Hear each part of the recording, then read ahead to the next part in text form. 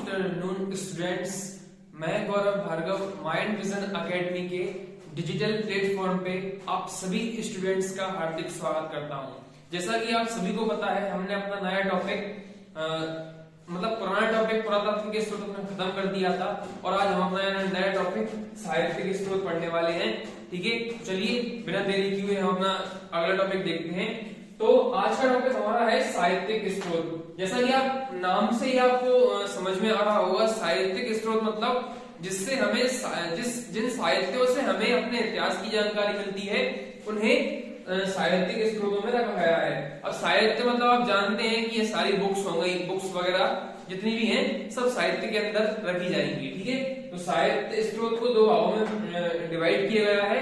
पहला है धार्मिक साहित्य और दूसरा है लौकिक साहित्य। ठीक है, इसके बाद धार्मिक साहित्य को भी दो भागों में विभक्त किया गया है, ब्राह्मण साहित्य या वैदिक साहित्य, और अगला है ब्राह्मणोत्तर साहित्य या अवैदिक साहित्य।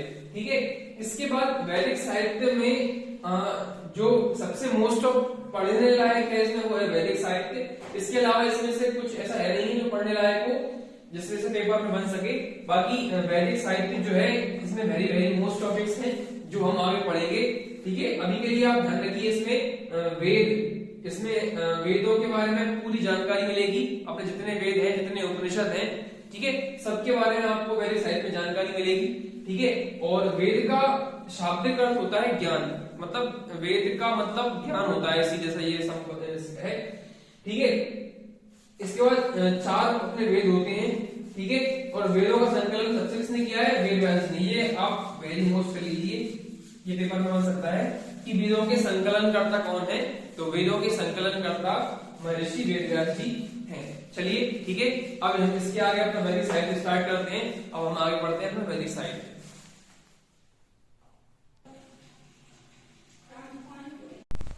चलिए आगे बढ़ते हैं।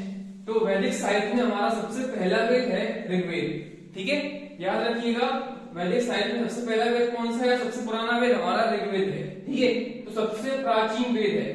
तो पेपर में आता है कि भारतीय वैदिक साहित्य का सबसे प्रथम वेद या सबसे प्राचीनतम वेद कौन सा है? तो ऋग्वेद हमारा सबसे प्राचीनतम वेद है। ठीक है, जिसमें ऋग का अर्थ होता है छंदों से युक्त मंत्र, मतलब जिसमें ऋग शब्द जो आता है यहाँ पे ये र और ग, इसमें ऋग शब्द का अर्थ होता है छंदों से युक्त मंत्र। ठीक है, ऋग्वेद में सभी मंत्रों का संकलन है। ये वेरी वेरी मोस्ट है, पेपर में आता है कि ऋग्वेद में किस चीज का संकलन है, ऋग्वेद में क्या चीज है। तो ऋग्वेद में सभी मंत्रों का संकलन है, चाहे वो किसी भी मंत्र, कोई से भी मंत्र हो, पूजा पाठ के या अन्यथा जो भी मंत्र होते हैं, सभी मंत्रों का संकलन हमारे ऋग्वेद में है। ऋग्वेद के मंत्रों को गाने वाला होत्र कहलाता है। वेरी वेरी मोस्ट वाली चीज पे ये पेपर में आ चुका है। ऋग्वेद के मंत्रों के उच्चारण करने वाले या ऋग्वेद के मंत्रों को गाने वाले कौन कहलाते हैं? तो होत्र कहलाते हैं। ठीक है, इसके बाद शाकल संहिता ऋग्वेद की एकमात्र उपलब्ध संहिता है। वैसे तो ऋग्वेद की 5 संहिताएं उपलब्ध हैं, 5 शाखाएं उपलब्ध हैं, जिसमें से केवल शाकल संहिता ऐसी है जो कि उपलब्ध है, बाकी के सिर्फ नाम है, बाकी उपलब्ध नहीं है।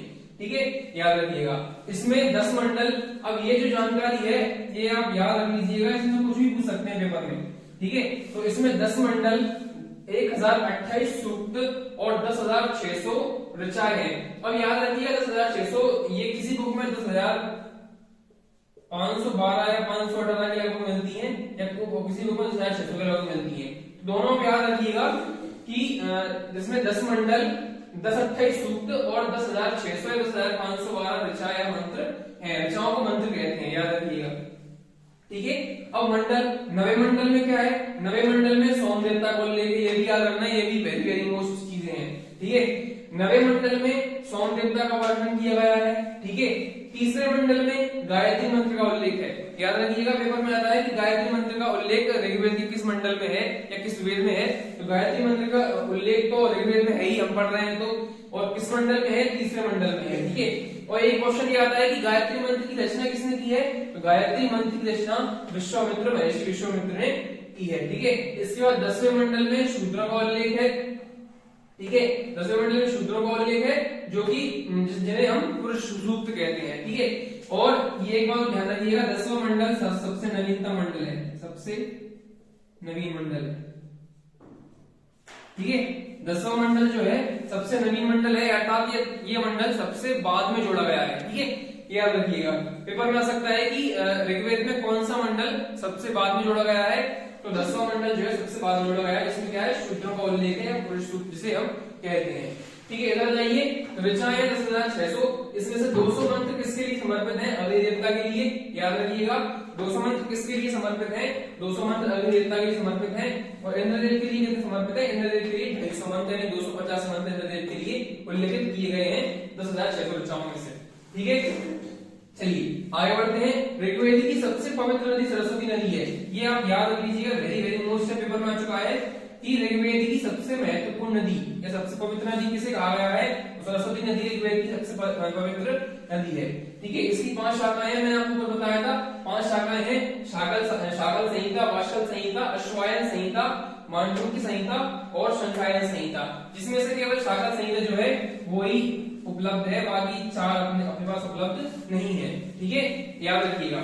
अब ये जो नीचे लिख रहे हैं ये वेरी वेरी मोस्ट कर लीजिएगा, इससे देखना एक क्वेश्चन हमेशा बनता ही है, मतलब अगर पेपर बनाने वाला अगर वेद में से ऋग्वेद में से कोई क्वेश्चन देगा तो 80% चांस है इन दोनों में से देने का, बाकी इसमें से देने का सिर्फ 20 से 30% चांस रहता है, याद रखिएगा।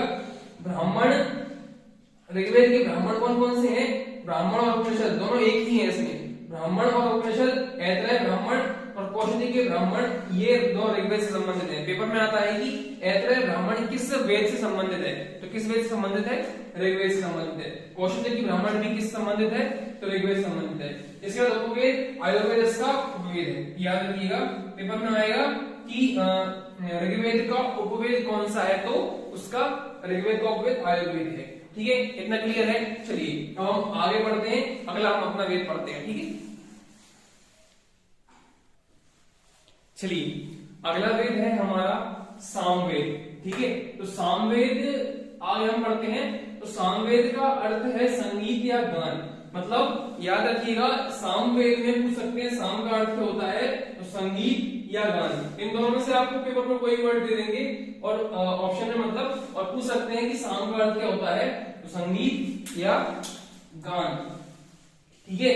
इसमें यज्ञों के अवसर पर गाए जाने वाले मंत्रों का संग्रह होता है, मतलब अब ये ध्यान रखिएगा, आप सोच रहे होंगे कि मंत्र तो अभी ऋग्वेद में थे, तो इसमें भी मंत्र ही है, बट इसमें केवल वो मंत्र हैं जो यज्ञों के अवसर पर गाए जाते हैं, मतलब जैसे वो मंत्र जिनको हम एक गीत के रूप में लयबद्ध कर सकते हैं, वो मंत्र, ऐसे मंत्र सामवेद में उल्लेखित किए गए हैं, याद रखिएगा। तो इसमें यज्ञों के अवसर पर गाए जाने वाले मंत्र संग्रहित हैं। इन मंत्रों को गाने वाले को उद्गाता कहा जाता है, वेरी वेरी मोस्ट है, पेपर में आता है कि सामवेद में मंत्रों को गाने वाले या मंत्रों का उच्चारण करने वाले को क्या कहा जाता है, तो उसे उद्गाता कहा जाता है।